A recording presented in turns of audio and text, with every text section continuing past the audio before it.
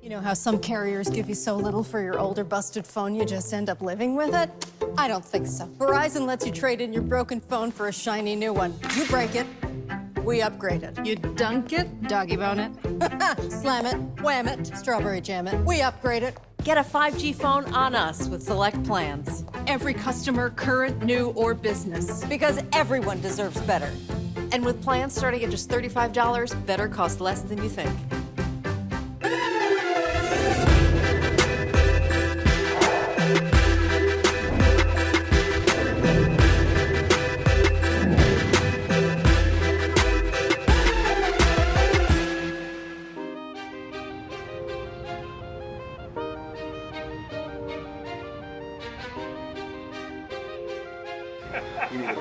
Johnny Gill, take one.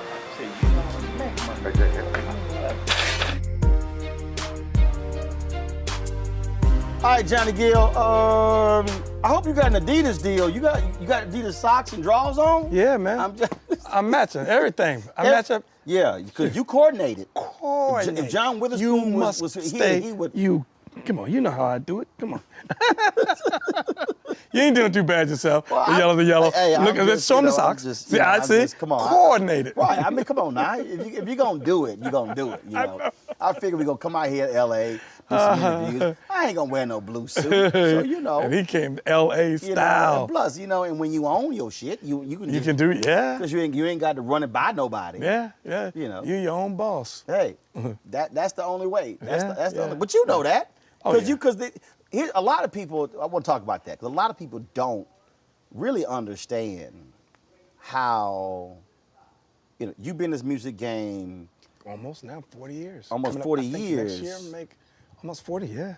But you reached a point where you realize, I've got to be in control and own all the elements to do what I really need to do. Yeah, I am so proud to say I own me. And, you know, we've been in this game, like I said, almost 40 years. Having a moment where, a period where there was I didn't record for almost like 16 years. And I didn't record for 16 years because I didn't want to record.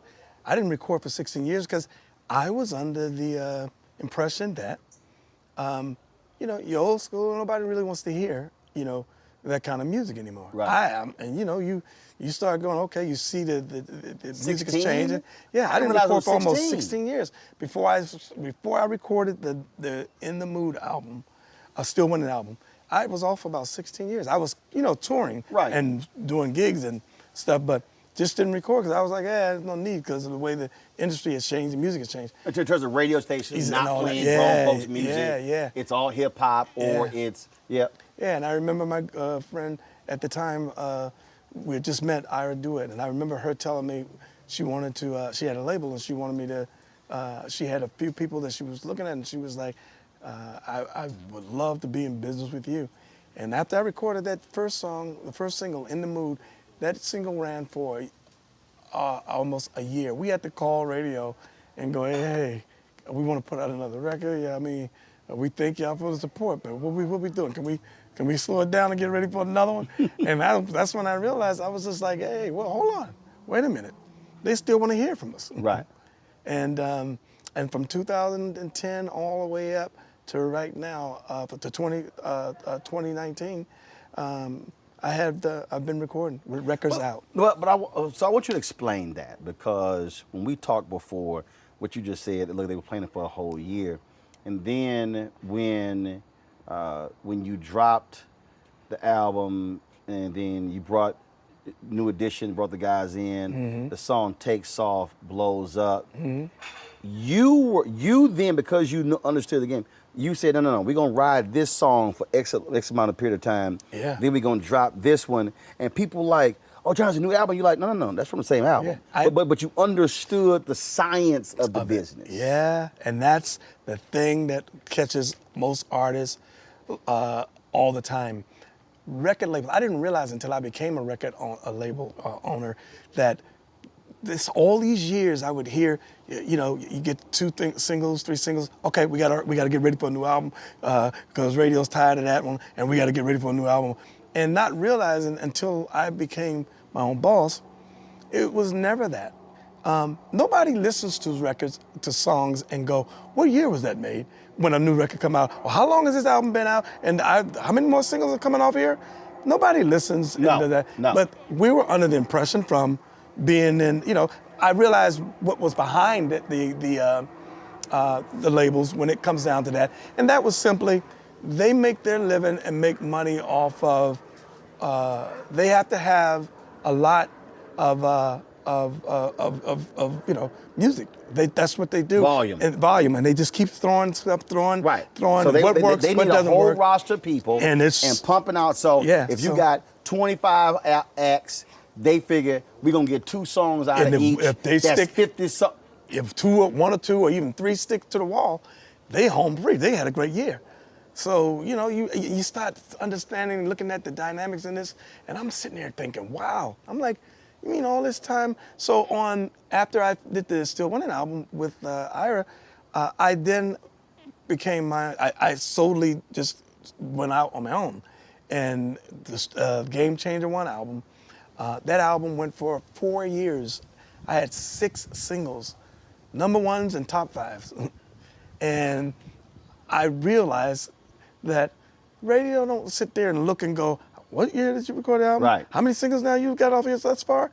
They just said, all I know, people only, what I realize is that if it's great quality work, great song, great music, and then people that can connect with it, Right. that's the business doing that other stuff. Right. Fans, people that love music and you making great quality music, they could care less when it came, how long it's been out, none of that stuff. It's just that as soon as they hear it, I call them the jury. Once you deliver it, once you get it to the jury, it is up for them to make the decision. And you look, you've had to deal with significant economic hardships in the business. Yeah.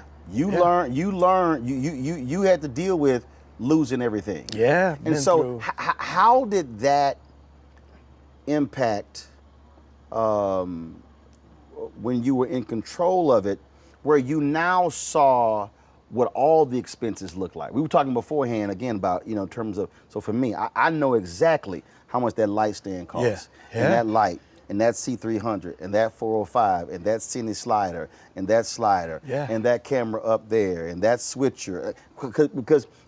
So I know how to use it. Yeah. I know how to I can do those jobs. I can sit here. But it's also from a business standpoint, knowing, no, I can't afford that Canon C300 right now. Yeah. But we know how we can shoot with that XL405 4K camera. And get the job done. So for you, talk about what that has been like. Not getting caught up in, well, who paying for the limos? Who paying for this? Who paying for that? Yeah. Okay, all that food is all that food that nobody eats in the dressing room. Yeah. I mean, so talk about how that is, how you've worked that and developed that. As an artist, every artist, if you ask any artist that has released a record, and it could be successful or so-so, but every artist will come back to you and tell you, the record label, oh, it was good, but they could have done more. Like, we're never satisfied. I did find a new level of respect for the labels when you become your own boss and begin to understand what it costs to get a record out there, what it costs to have a PR firm, what it costs to get out and go and promote, all those things. When you're putting that bill yourself, it teaches you a valuable lesson.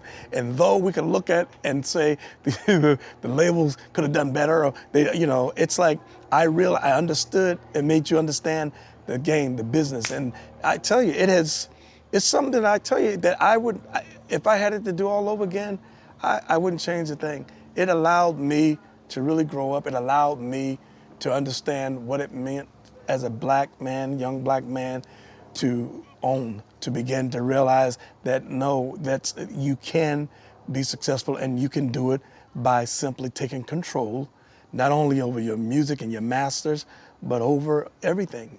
And I tell you, man, I love seeing that there's more Afro-Americans in our game, in this business, that are entrepreneurs that Right. are really doing the damn thing, doing their thing with owning their stuff. That are looking at themselves as corporations. Yes. Yeah. As opposed to I'm working for you. I mean, Yeah. I think about. I mean, that's what when you go back to Prince at the Soul Train Award. That's what he was talking about. It wasn't just own your masters. He was like, no. Understand. Look at when you're on tour. When him and the Warner Brothers and that whole deal, he realized, wait a minute, hold up. When y'all were flying over to Europe to see me perform, I was paying for that. Yeah. Yeah. When you have taken a Concorde, I was paying for that. Yeah. I mean, and that's this is what I constantly talk about, Johnny. You had better understand the business of your business. You better believe it. That's what gives you longevity. Not because, I mean, hits can come here Right. and there and every now, but understanding the business is what can give you and will give you longevity. And it's funny that you mentioned Prince, because Prince and I sat down one night at the House of Blues that used to be on Sunset during that time. Mm-hmm. And we shut down the place. We were sitting down talking, and he was explaining to me the whole thing about the slave and how he was wanting to get his master's and all the other things. He was the one that told me. He was the one that inspired me that's why I made that decision to go in business. And my first partnership was with Ira, but Prince was the one that told me. He was like, listen, man, own your masters. He says, understand all of the business of this stuff, and not just simply because, they got you out there and you're doing the work and they're taking all the profit. I mean, we sat down and shut down the House of Blues. Yeah, that's when I came. And when In the Mood came out, and Prince, when he passed away, I'll never forget.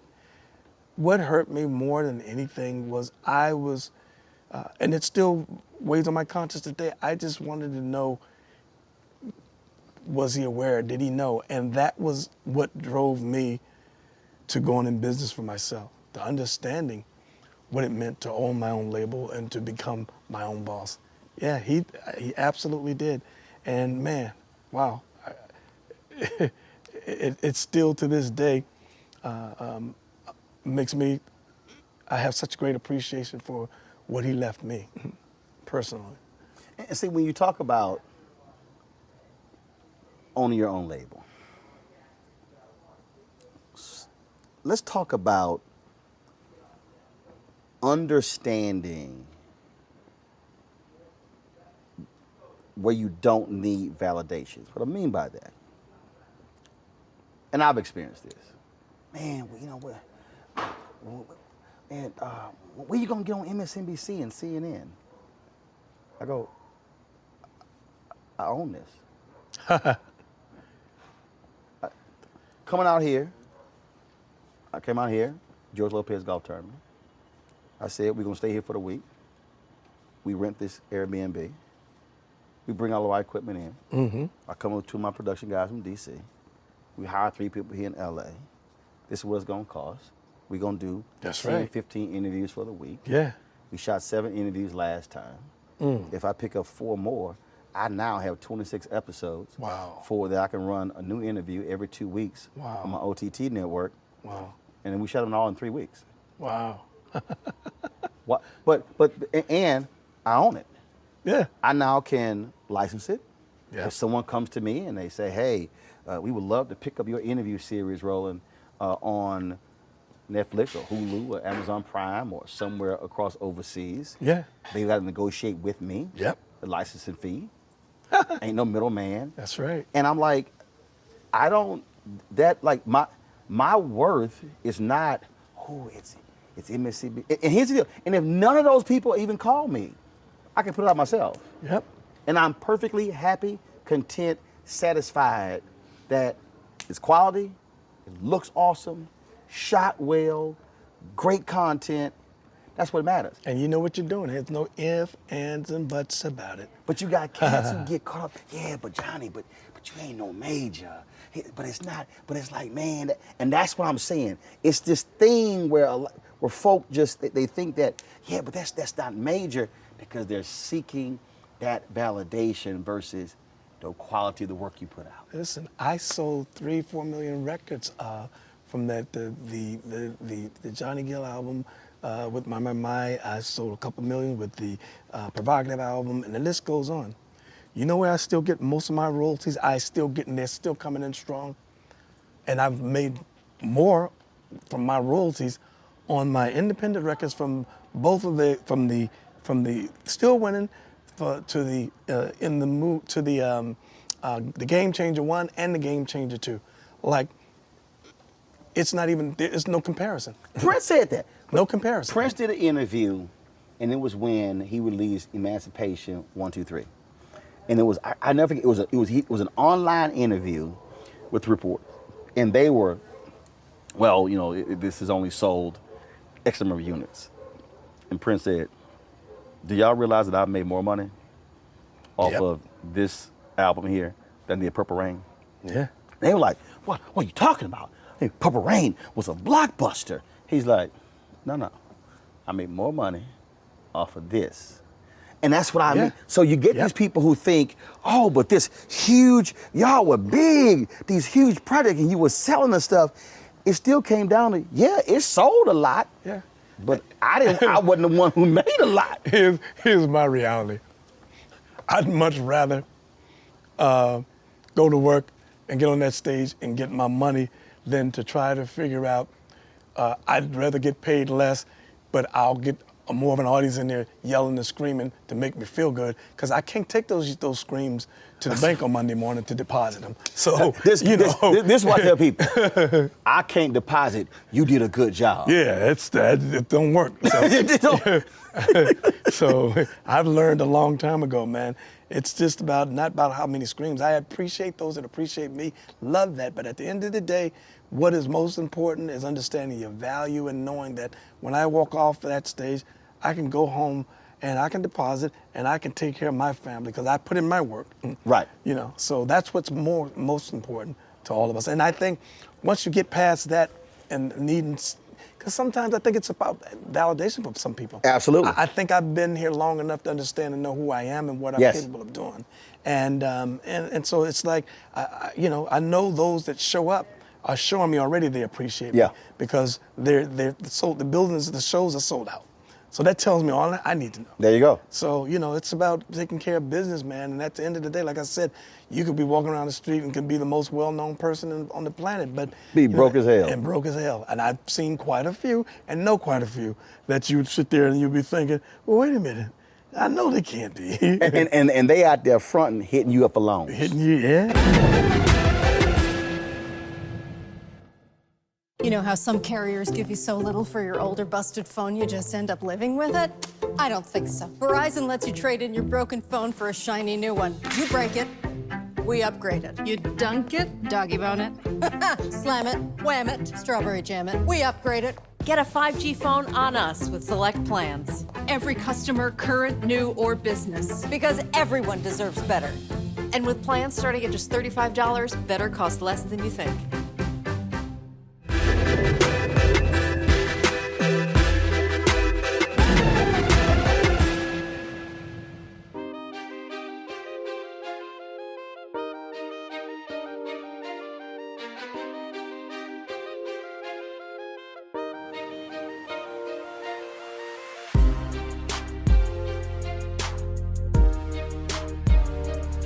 I've had I can't pinpoint where it comes from. I certainly think it's upbringing, but neither one of my parents went to college. Ain't like we had money. My parents combined never made more than $50,000. Wow. But my whole, even when I think back to when I went to Communications High School and when I was at Texas A&M, even when I got out, I never had this idea that I needed to go work at the Washington Post or the New York Times to feel like I made it. Early in my career, I'm thinking back. I remember people were saying to me in college, "Roland, man, you need to go work for the New York Times." And I said, I don't work for the New York Times. I said, I can do quality work wherever I go to work. And people would look at me like I was crazy, like, but that's the New York Times. Yeah. I mean, that's NBC, ABC. I was like, yeah. I said, I can do quality work regardless because I know what it feels like. Yeah, did you ever tell them what I gave, the nickname I gave you? Come on, let me tell y'all something. Let me tell you about him. I would watch Roland having these debates, and there's like a look that comes on his face, and I would go, oh shit. Okay, he's getting ready. So I started calling him, hey, little Pitbull. I was like, yo, this is Pitbull right here, because it was like I could always tell when you was getting ready to lock the jaw, and it was not going. There is a look. And I used to go, I was like, man, yeah. And I remember when I first met you, I was like, hey, listen, here, Pitbull, nice to meet you. See I freaking love it. Okay, see, here's why you gonna laugh. Because when I was at the Fort Worth Star Telegram, it was a brother who brought me in, Ken Bunting. God rest his soul. They hired me, and Ken should have been the top editor of the newspaper. Mm-hmm. He had played all the positions. Mm-hmm. He had beloved in the newspaper. Everybody loved Ken. I mean, all of that. And he got passed over. And they picked a woman, Debbie Price, grossly unqualified, had never been an editor in her life, not even a college newspaper. She went from being a columnist to the top editor. It was utterly ridiculous. Wow. And the publisher, Rich Connor, picked her. So they had a meeting. They had a meeting, and where they introduced. He comes down and he announces who's going to be the new executive editor. So man, we sitting in that. So I'm standing up, but next to the column. And just look at my face. Utter disdain, hot, pissed. Now Ken, he's there. He's got a look on his face, and Ken's, look, it's all good. Soldier on. I'm like, fuck that. I'm like, I am not feeling this. And so when they finish, so Connor goes, any questions? Hitting his ass with questions. And folks were like, damn. And then like when it was over, everybody walking up, shaking her hand, congratulating her. I walked right past her. I wasn't gonna front. I wasn't gonna sit here and congratulate you when you shouldn't have gotten a job. And folks were like, Ro, man, you were asking them questions. I said, man, let me explain something to y'all. I said, y'all gotta make up y'all mind. I said, you don't hire a pit bull and think the pit bull only gonna attack outside the building. Yeah. I said, sometime in a pit bull gonna turn on you. Yeah. I said, because a pit bull is a pit bull. Yeah. I said, now, my suggestion don't provoke that pit bull. But a pit bull is going to be a pit bull. Yep. Inside the building or outside the building. That's right. And that's what I told him. Wow. And my deal has always been, I am going to hold you accountable. Yep. If it's on diversity, if it's on hiring, it don't matter if I'm getting paid, because what I cannot stand are parking lot militants. Yeah. And one thing that I know, I witness it and I see it, I know it to be a truth. I saw what you did and getting it started with CBS. I was like, whoa. No, I mean, it's just I don't care who you are, I'm gonna hold you accountable. That's it. And look, and I know for a fact, and I know that I have lost out on opportunities. I know for a fact, like, I got no problem saying it. That I'm not killing myself for it. I'm perfectly fine. Yeah. There is no reason in the world that I'm not signed with one of the networks to be a top commentator. Oh, absolutely. Absolutely. I will take on all these cats. But they deal is this is what one exec told a friend of mine. this person, this was a white guy who ran one of the networks. He said, Roland's like a strong cup of black coffee. Not everybody, can handle a strong cup of black coffee. And I'm sitting here going, well, maybe we need more strong cups of black coffee on TV, because y'all got too many people who got too much milk and sugar and cream in it. And you need a strong black cup of coffee. But that's the thing, man. And it's like, and when I tell people, there's a consequence to being you, to doing you, but you accept it. Yeah. And then go with it. And if you don't get certain things because of that, I'm fine. Yeah. But have you ever done a show and they prepped you and asked you in any subtle kind of way, like, hey, listen, this show's blah, blah, blah, blah, and we need you to, kind of keep it or tone it down, or can you, blah, blah, blah. Well, I was just wondering because, no, that's happened. I'm talking about when I was at CNN, they called my agent and they said, hey, can you have Roland pull it back? Because, it's just a TV debate. And it was Mark Watson. Mark said, you see, y'all gotta understand. He said, that's not Roland in fifth gear. He said, that's second gear. He said, y'all think that's not fifth gear.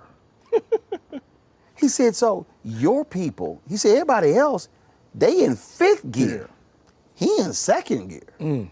He said, so you want him to dial it back to first?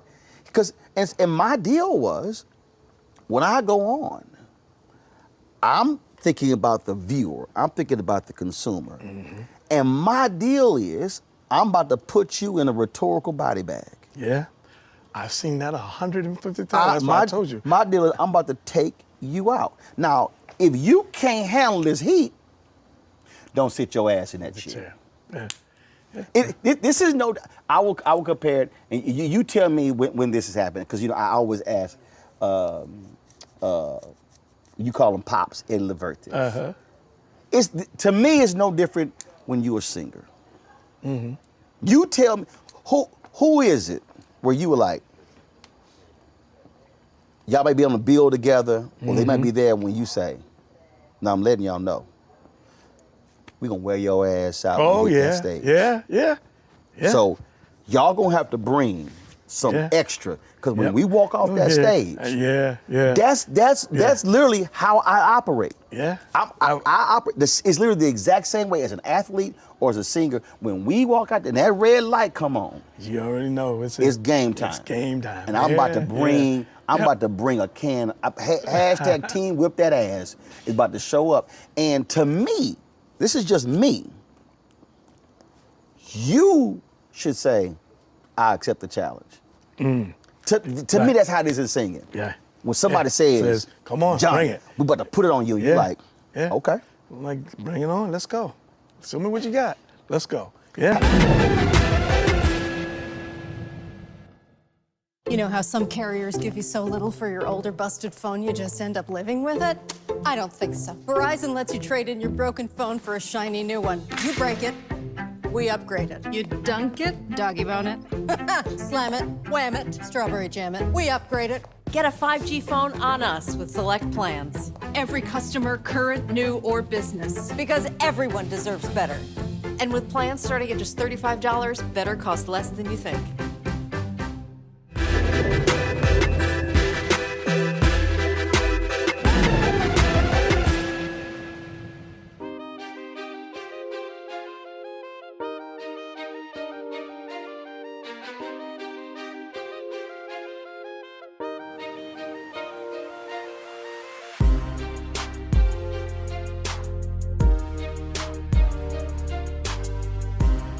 Give me 2 or 3 people where that's happened, where y'all were like, all right.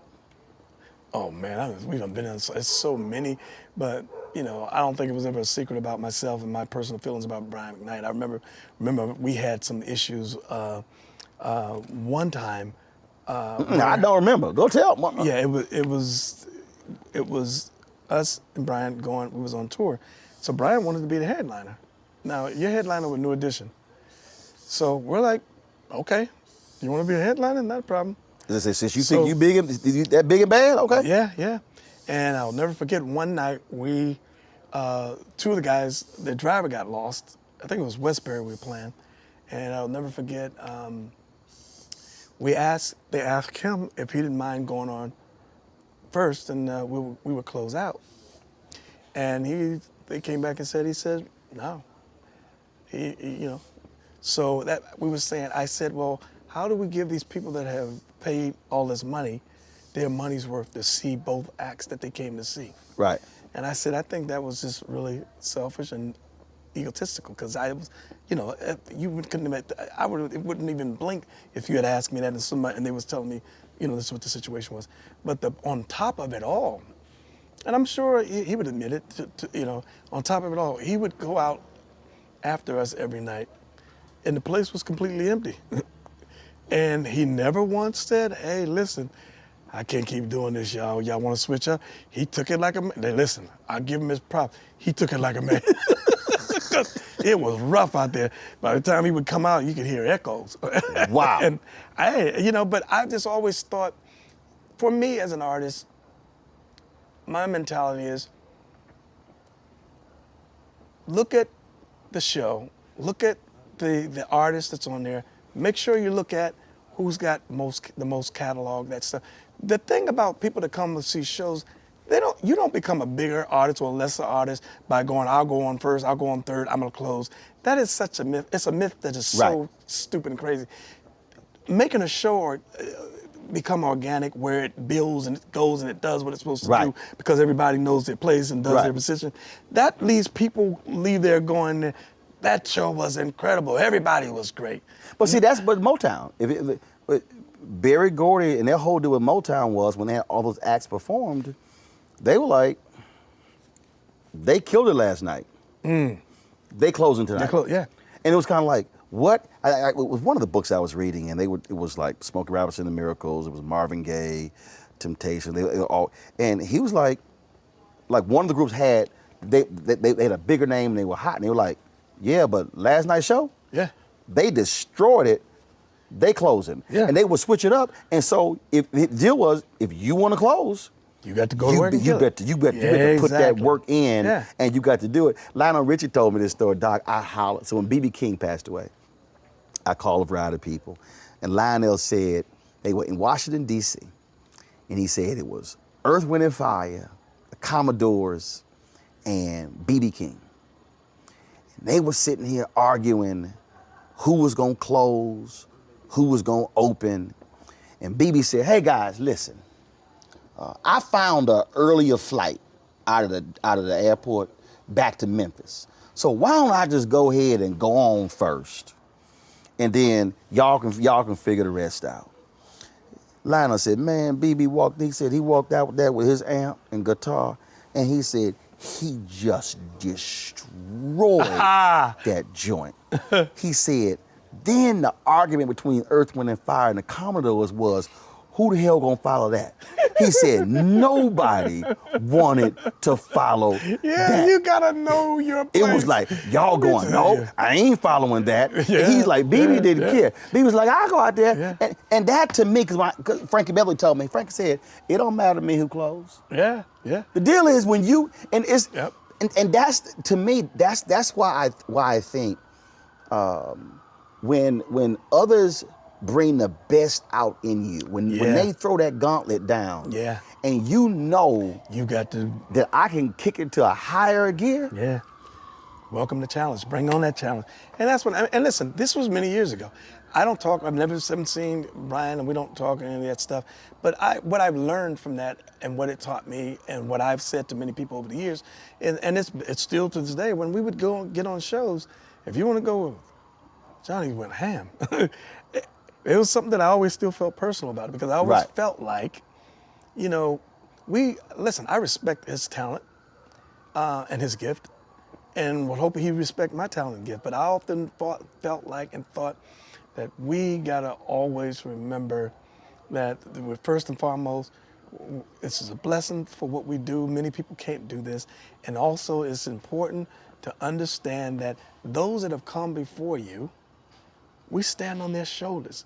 So it is important that we show some level of respect, because if it wasn't for me, you wouldn't be here. Right. I've only just made it cracked the Right. door open just a little bit open Right. more, so that it's a little bit easier for you. Right. So whether it's Frankie, whether it's Patty, to whomever, Mama Patty and them, listen, they don't even have to come through that door and wait for me. I wait for them to come to say hello. Right. I'll meet them and beat them at the door Absolutely. to say hello. Why? For a number of reasons. One, because they opened the door and paved the way for people like me, and nobody's gonna have to tell me anything. And God forbid if one of my staff, somebody on my team treated or mistreated or disrespected them, your good is gone. But it's just not, to your point, it's understanding who's paying is the customer. And at the end of the day, it's the greatest show. Yes. Who puts on the greatest show? Yeah. It doesn't even matter. But bottom line, Ed, I gave a I gave a speech. I forgot where I was. I think it was in Virginia. And this woman came up to me and she says, "Hey, I'm singing the song after you finish." I said, "No, you don't want to do that." Aha.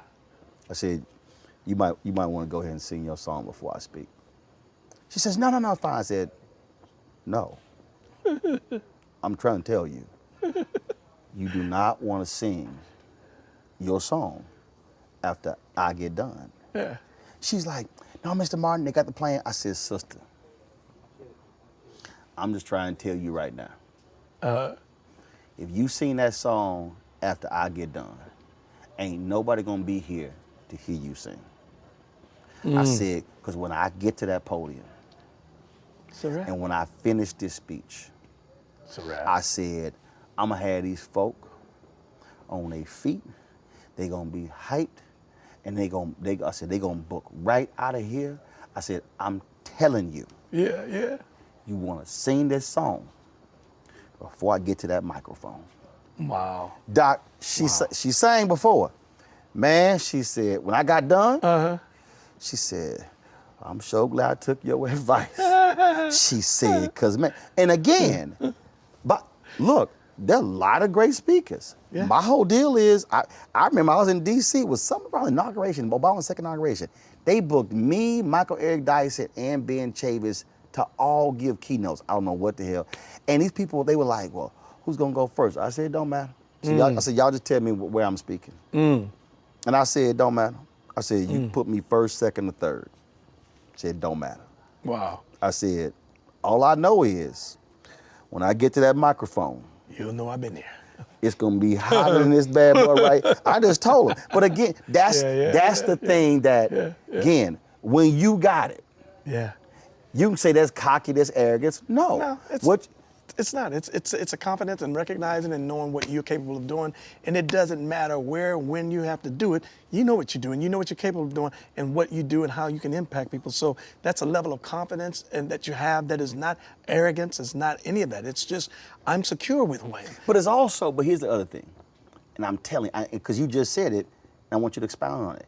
But it's also understanding, I know what to deliver for this audience. Yes. Because I guarantee you think the same way. When you come in, when you buy a ticket to this banquet to come hear me speak, I want you to get in that car and I want you to say, "Man, I'm glad I didn't miss this night." Yep. Man, what he had to say and blew me away. Yeah. I don't want nobody Yeah. getting in that car saying, "Man, why in the hell did we spend $50 for this ticket? Why?" Man, so that's actually when I'm getting ready. Yeah. Like I'm sitting there, and when I'm sitting there, like I'll be at the podium, and I'll be like rocking, I'll be moving, and they'll be like, "You okay?" I said, "No, I'm fine." Cause I'm like, when I stand up behind that mic, I know what I'm about to bring. Do. Yeah. That to me is what is of value. Yep. I'm about to give you something Yep. that's gonna put you in that. You're gonna remember this. Yeah. Because you know what to do and how to deliver, and you know what you're capable of. And that ain't got nothing to do with being arrogant. It is just understanding that once you are secure with who you are and what you do, listen, I've had times on shows where they'll go, hey, I'm closing. I want to close. Don't you ever put me on this show while everybody's arguing about who's going to close, because I'm always the first to yell, let me go on first. I'll go first. I'll go second. Put me on early. Why? They're still happy. They're new. They're there. They got energy. They're coming. And listen, at the end of the day, if the show, like I say, grows and it's organic, what you do, it's just as impactful as Yes, it is. as the person that's closing. Yes, it is. It's all added on to what causes this to become that night that they go, it's magical, and everybody, boy, yeah, blah, blah, blah, did this, and he was good, and blah, blah, blah, blah. Not to take somebody and go, if you want to just because it's about the ego, to look at you and you can go, okay, my catalog don't fit with Frankie's, and I want to close after Frankie. Then it's like, Frankie doesn't come, smash the house. Here I am trying to push myself, beat myself, trying to get them, trying to chase after something that you can't chase after. Why? It's simply because it's out of order. And at some point, if you want people to come, have a great time, and to watch and see a great show, it has to be organic. That means everybody has to know their place and go out there, you do what you do, and know that that's what makes it all work and becomes such a success. Is understanding your place, knowing what you do, go out there, do that, and whoever closes it, however, if it's done properly, everybody gets their accolades and get their respect. Right. You know how some carriers give you so little for your older busted phone you just end up living with it? I don't think so. Verizon lets you trade in your broken phone for a shiny new one. You break it, we upgrade it. You dunk it, doggy bone it. Slam it, wham it, strawberry jam it. We upgrade it. Get a 5G phone on us with select plans. Every customer, current, new, or business. Because everyone deserves better. And with plans starting at just $35, better cost less than you think.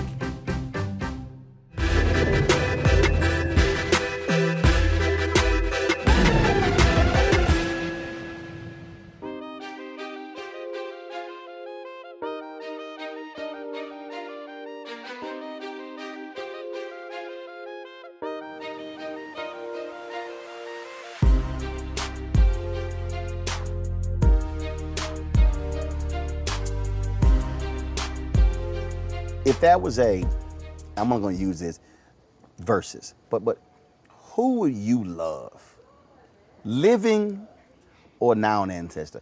Who would you love to be able to go toe to toe with? Versus? Let's just say, okay, let's do two. I'm just saying that concept. I'm just saying if it was a concert or whatever. I'm just saying if you. So I'm gonna give you who living, and maybe you've already done it, or maybe someone who's not, and male, female does not matter. Who would you love to match wits with, to be able to say, y'all two on the stage, you got a microphone and they got a microphone, let's get it on. Wow. Wow, that's a good question. Wow. It's so many now, and it's so crazy how nut comes to your mind when you can see so many. But, you know, if I had to go back in time, I would say Teddy.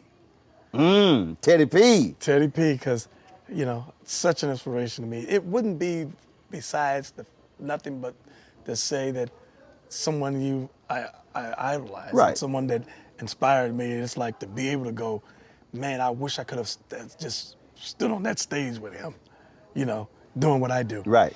I've had the weirdest, one of the strangest stories I think I've ever had was I played Philadelphia, the end around.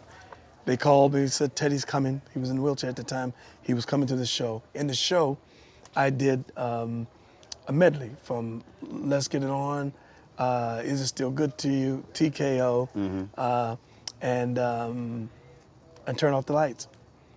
And I'll never forget, and you know, and in that segment of doing that in that show, you know, your audience lose their minds because why? Those are classics that they are familiar with.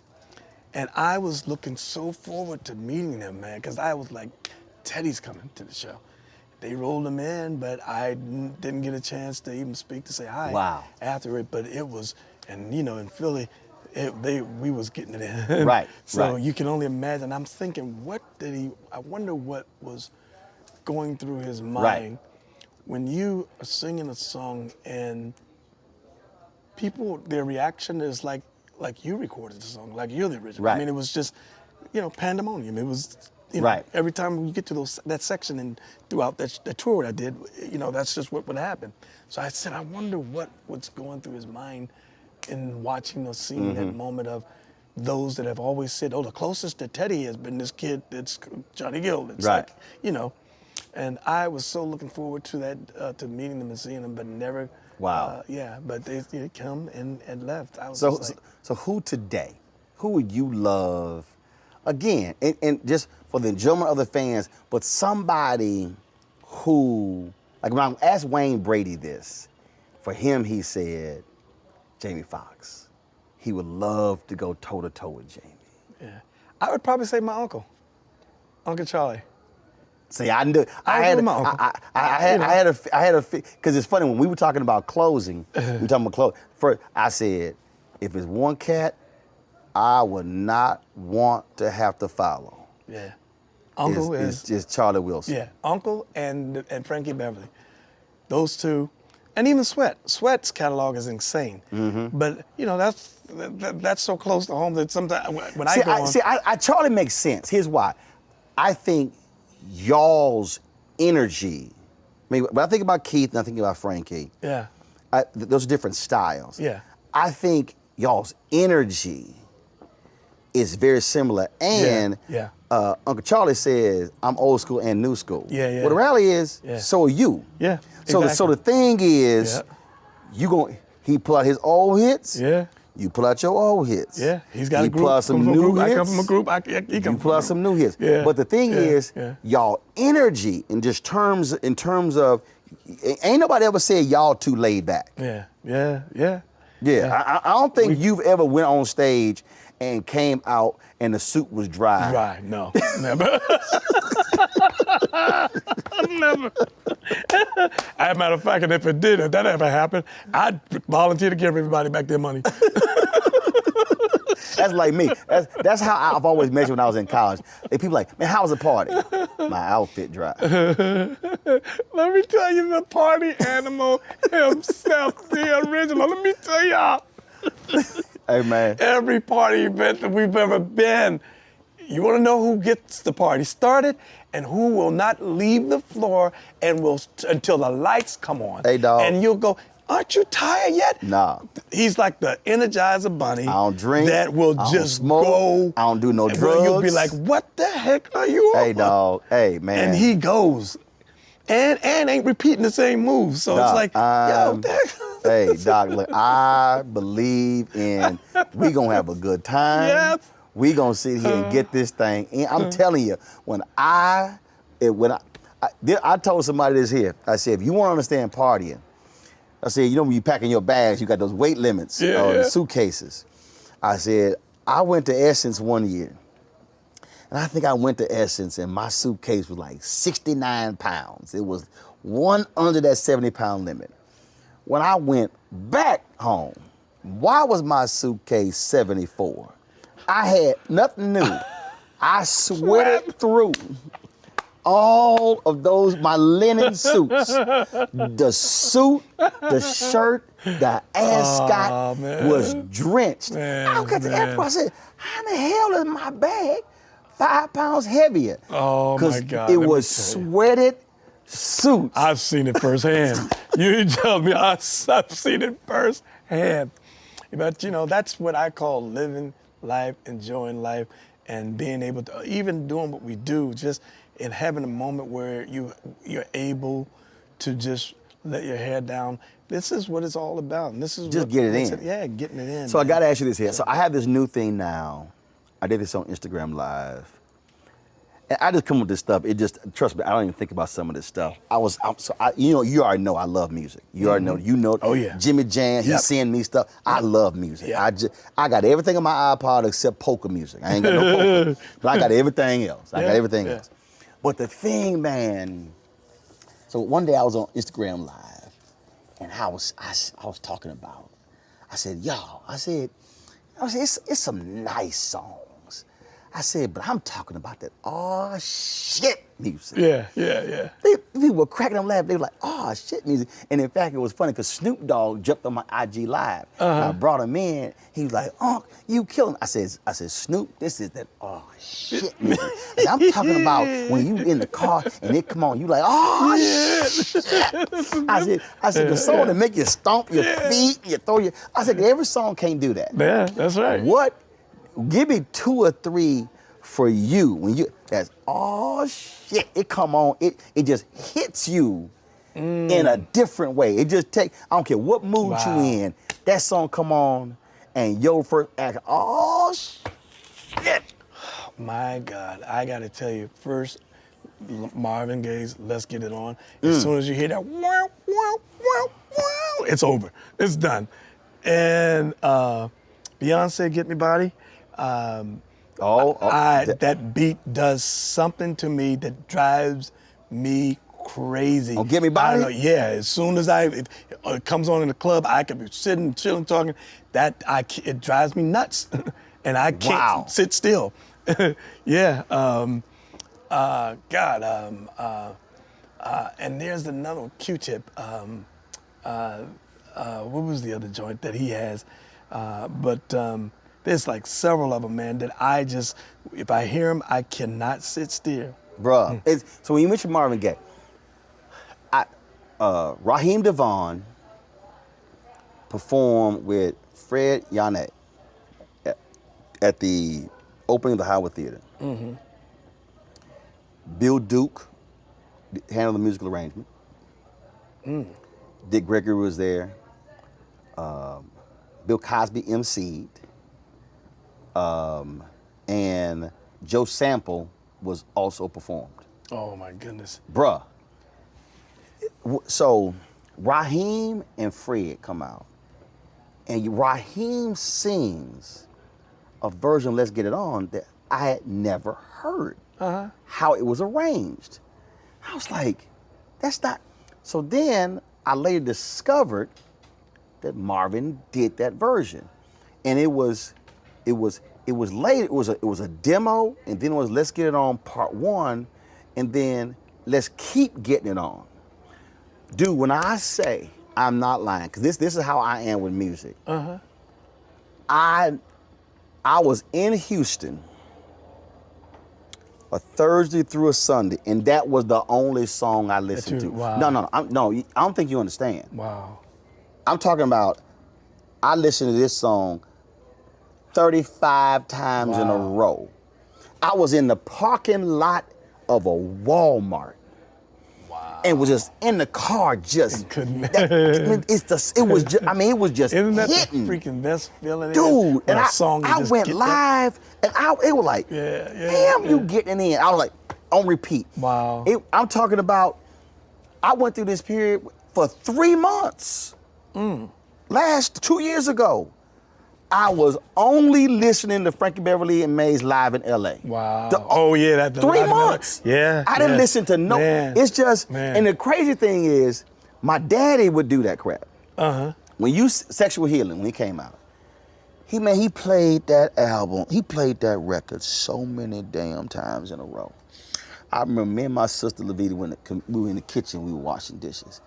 We were like, if he played that damn song one more time, we gonna break that fucking record. He was on repeat, and the crazy thing is, that's how I listen to music now. Wow. You swear the OJs Put Your Hands Together. You swear it came out last week. The way I was listening to it. Yeah. I even told Ed, I said, man, y'all got to do that in a concert. Yeah. I think about Charlie Wilson, Gap Band live in LA.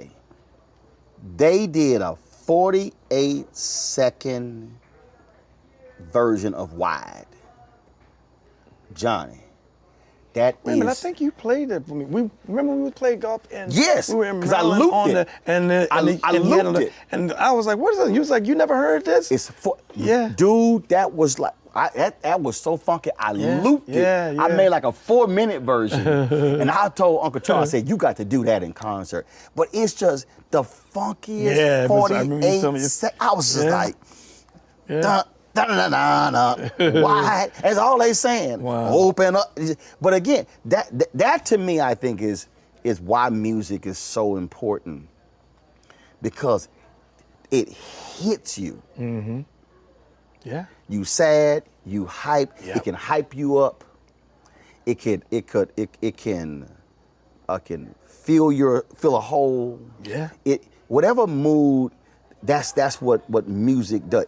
Certain music will calm you, Yep. relax you. That's why I think it's just so powerful. It's amazing because what other art can do that can make you happy, make you sad, can put you in take you through so many different emotional things. I mean, I love movies and I love sports, all that stuff, but nothing has that level of impact that music is. In 3 to 4 minutes. Yeah. See, you said movie. That's an hour and a half, 2 hours. Yeah. Art, it's on a wall. But you talking about putting something on. Yeah. How you and instantly. Yeah, and so powerful that you can go to another country and we can't even speak the same language, but yet the song could resonate with them. And I've been to places where they don't even speak our language and they sing every note of the song. And then when they finish and start talking, you go, I don't know what they're saying. It's like you go, wow, this is how powerful music is. Right. It's universal and it's amazing. An People- art that is strong, that's really amazing. It's very interesting to me when I have conversations with people about you and your career. People forget that there was a Johnny Gill before New Edition. Yeah. Johnny Gill, I started out, and then there was Stacey Lattisaw, because she was the one who brought me into business. And then from Stacey, I went another solo album, and then went into New Edition. But it was funny because we still saw each other and crossed paths, because I started in '83 and same year they started. So we met up. I think our first meeting was at Hal Jackson Talented Teens pageant. And then we started, crossing paths and seeing each other and speaking, seeing what's happening, and, became, pretty good friends. But yeah, it was funny because how ironic, we started at the same time. And, then it all happened when it happened. But it was, I had a couple of solo albums before. My very first song that really started to get people's attention wasn't a hit. It was just an attention grabber. Was Half Crazy, and that was written by Linda Creed, who wrote a lot of what she wrote with Tom Bell and she wrote that was her very last song she actually wrote before she passed away of cancer. But it's like and it's what I always tried to be conscious of and made a conscious effort was to not get locked into being just this one-dimensional artist. And people keep going, wow, he's like a chameleon. 1 minute you saw him it was him, Stacey Lattisaw, then it was with the group, then it was with LSG, then it was Heads of State. I just constantly move to make sure people understand that I don't want to be locked into a box. I just want to express myself as an artist artistically and be able to have people to respect that and accept that, because. But it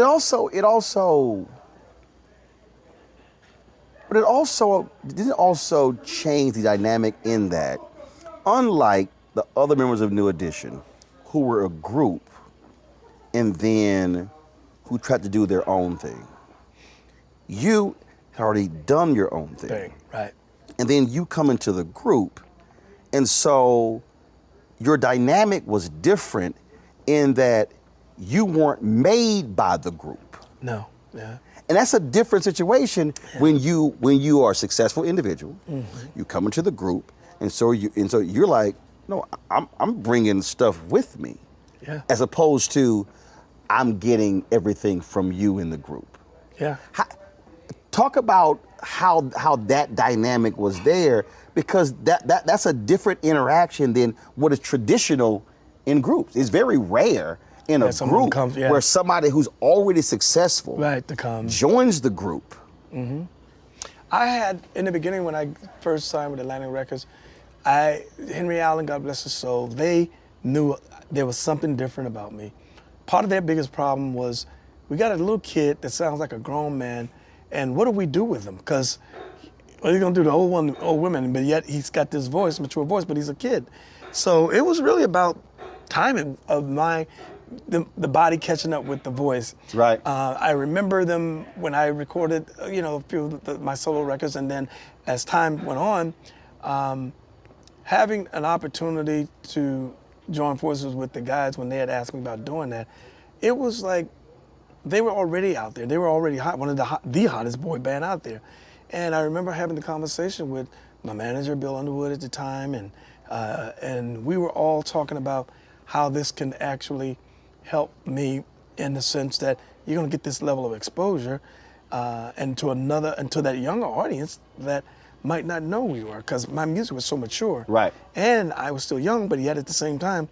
So it's like having that springboard, having that opportunity, we all brought something to the table. I think Right. they had reached the point where they wanted to get a more mature sound because they needed to make sure that they were growing with the audience. And so they felt like it was time to kind of balance out the sound, and thought that I brought that to the table. So it's like we all brought something to the table. Mm-hmm. And I think that ultimately, when you look at it, nobody knew what this was going to really turn out to be. But we had two of the masters, two of the greatest producers I think that ever did it, Jimmy Jam and Terry Lewis. You can have a lot of talent, just like a coach.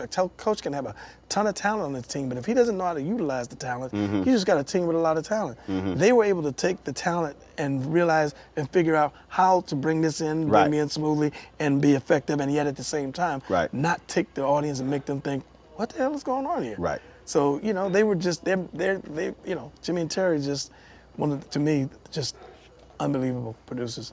Jimmy Jam and I were texting. He said, "Tell JG what's up." That's my road. You know how some carriers give you so little for your older busted phone you just end up living with it? I don't think so. Verizon lets you trade in your broken phone for a shiny new one. You break it, we upgrade it. You dunk it, doggy bone it. Slam it, wham it, strawberry jam it, we upgrade it. Get a 5G phone on us with select plans. Every customer, current, new, or business. Because everyone deserves better. And with plans starting at just $35, better cost less than you think.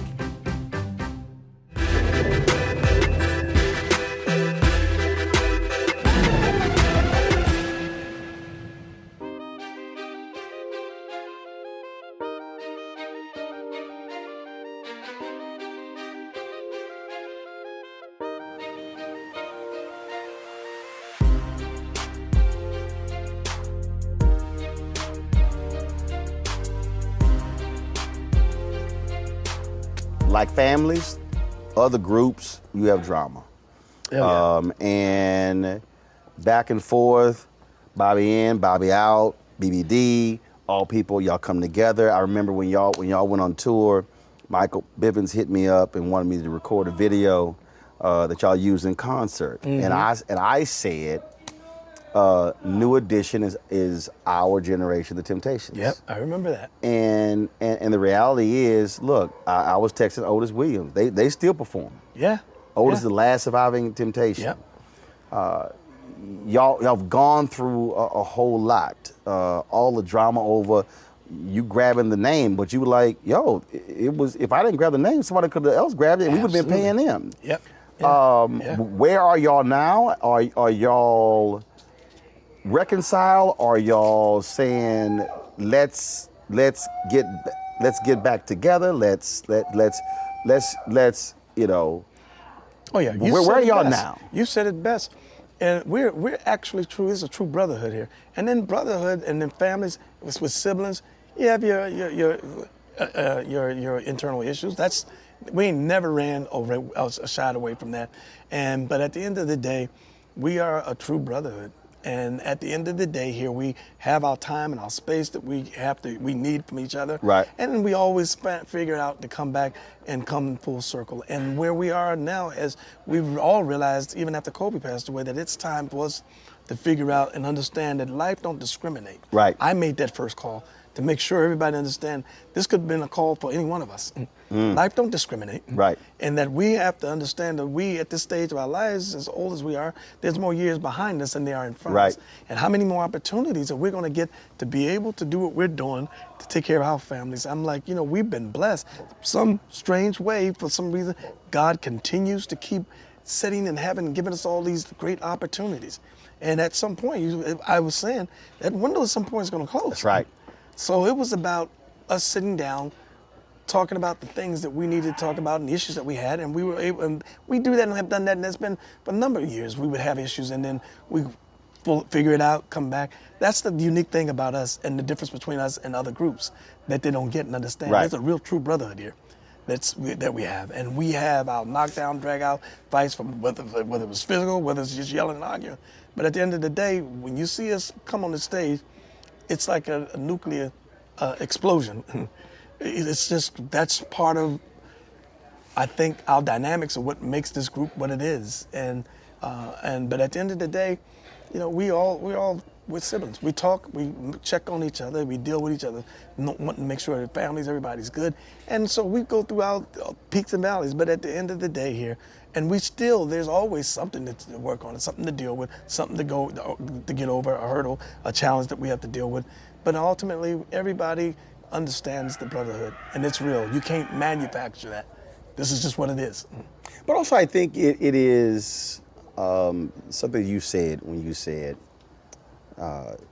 look, there's no guarantee that the window will remain open. Yeah. All of you, it might be aches and bruises, might pull butt muscles playing softball games at Jeffrey Osborne. It was my quad. Oh, it was your quad? Yeah, okay. yeah. Quad. Shut up. It's amazing. My hamstrings, I think it was. Yeah, this is the quad. Oh, yeah, it was the hamstring. But all of this was... well, it was all of that. It was the quad and the hamstring. Right. It was everything. You pull a whole leg. Oh, man. But I was cool about it when I heard it go... Psh. I was cool. I was like, uh-oh, something ain't right. And then I went walking back real slow, like, oh, damn. Just trying to be cool and stuff.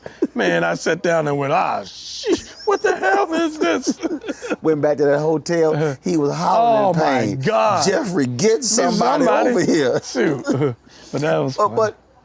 But y'all still physically able. And the thing is, look, you do it when you can. Yeah. And to your point, you don't know. Yeah. And so that there's nothing worse if one of you can't. Yeah. And now it's not the same. It's not the same dynamic. Yeah. And so it's God like, has yo, blessed us, man, man. put that stuff behind and, man, do it. Like, that's what I love. When I see Eddie, Walter, and Eric, look, Walter got MS. Hey, but it's time to hit that stage. He gets it in. I mean, because you don't know. Yeah, you don't play. And I'm, you know, we're working, getting ready to just flushing out the rest of the agreement, and yeah, we're getting ready to hit the road, all 6 of us. So that's in the works, and then the Vegas residency, we're getting ready to. We're flushing that out too as well to get all that stuff done, and go and get this done and have fun with it and understand that we are who we are, and it's nothing going to change. What we've made, the impact that we've made, and the contribution that we made to this industry, it is what it is, and you know, it's time to just go have fun. Right this till the wheels fall off, but enjoy it. Right. We're not kids anymore. Right. We're grown men. Right. And got kids to take care of now. Precisely. Yeah. So it's been a blessing. And the kids got kids. Yeah. Yeah. That's right. Got That's that. Right. Better believe it. Is there something that? A couple more questions. Is there something that you have not done musically that you've really been wanting to do? Yeah. What is it? 2, gospel album and a Christmas album. People keep hearing that Really? one song and think about it. For almost 40 years, I've never recorded a Christmas album. They only hear that one song, Give Love on Christmas Day. And I keep saying every year, I'm gonna do a Christmas album, and never got around to do it. Now, when you say do a Christmas album, are you talking about, because here's the thing with Christmas albums, which are very difficult. There are a lot of folks who say, I only want to hear, you know, the standard traditional songs.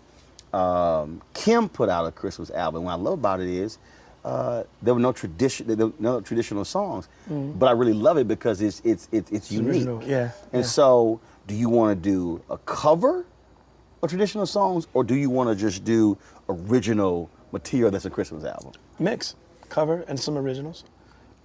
Favorite Christmas song you want to be on an album that you want to sing on it? This Christmas, Donny Hathaway.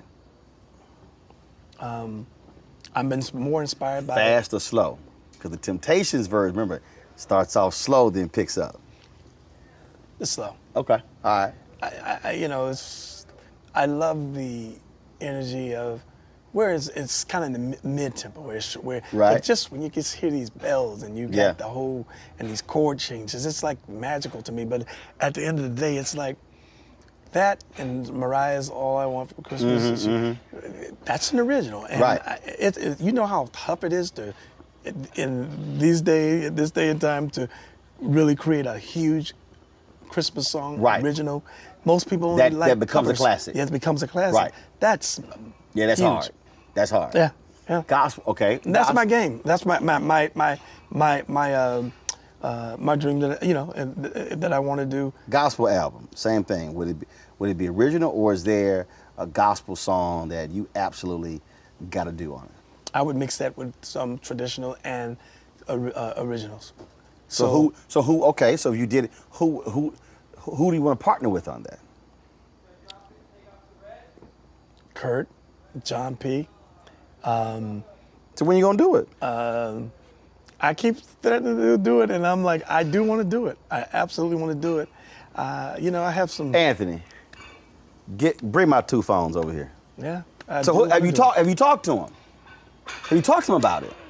No, I haven't. But I mean, we've talked. I talked to Kurt, and I talked recently. Talked when Rance passed away. I was Right. so distraught. I couldn't even We had hold it together, man. We had talked 3 weeks before that. Oh my goodness, I couldn't even hold it together. He was just like, man, but I told him, please give the family my best. At that point, I was just, because I just saw Rance maybe about 7 or 8 months prior, and then we kept saying, said, we got to do something.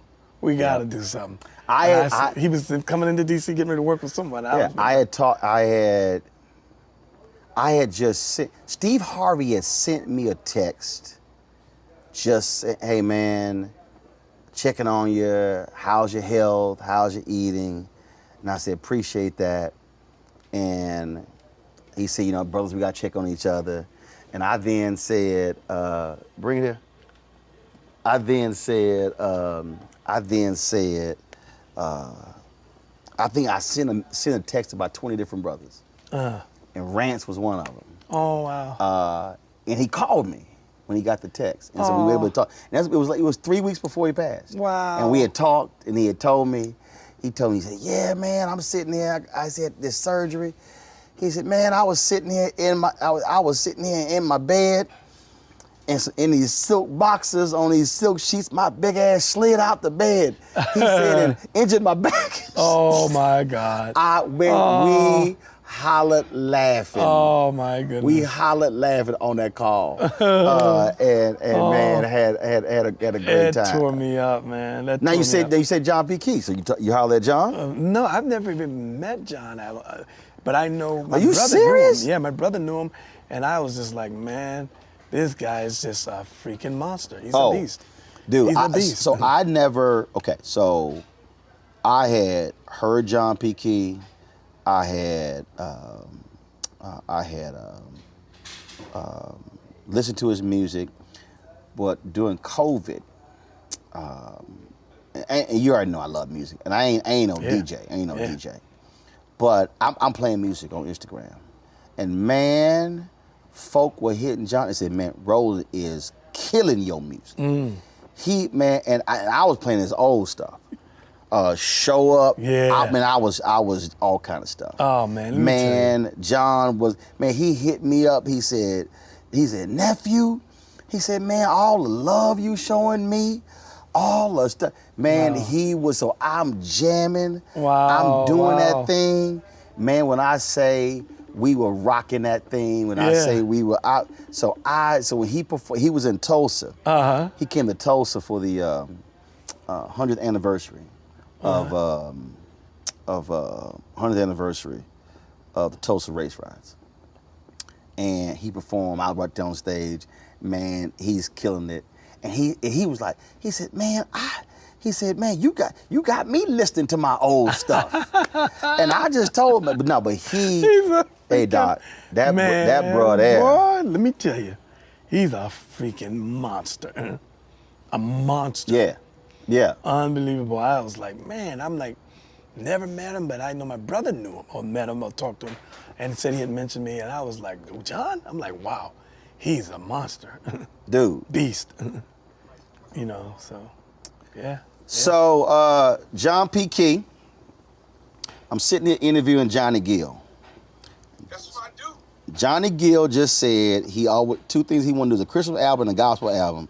And I said, who you want to do it with? He said, I want Kirk, I want John P. Key on it. So, and he said he ain't never talked to you. We talked on the phone one time years ago. Years ago, I think my brother might have put us there. Might have been. Let me say something to you. I owe you to produce whatever you need me to produce on your record. Let me tell you why. I use my. As that's the record I go to as a reference record. Show up, not guilty, all of those mixes.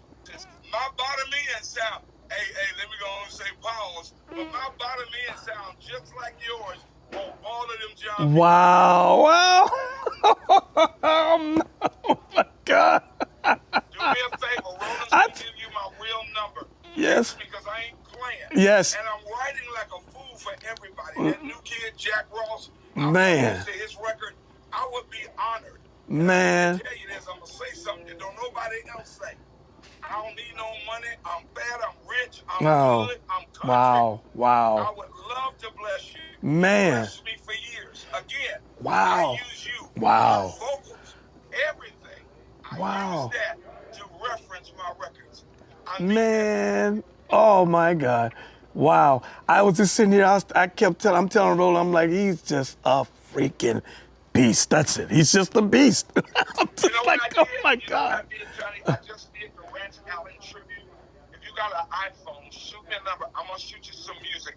You're gonna be so impressed with this record. Oh, And please, Roland, yes. Hey, look, Roland got it like that. Roland know he gets the music before everybody gets it. Wow. Roland, you mean you've been holding out on me all this damn time? What? What's wrong with you? And see here, okay, so John, check this out. What he don't realize is, he don't realize, when I interviewed Rance, I asked Rance the exact same question that I asked Johnny. And Rance said, I would love to do something with Eddie Levert.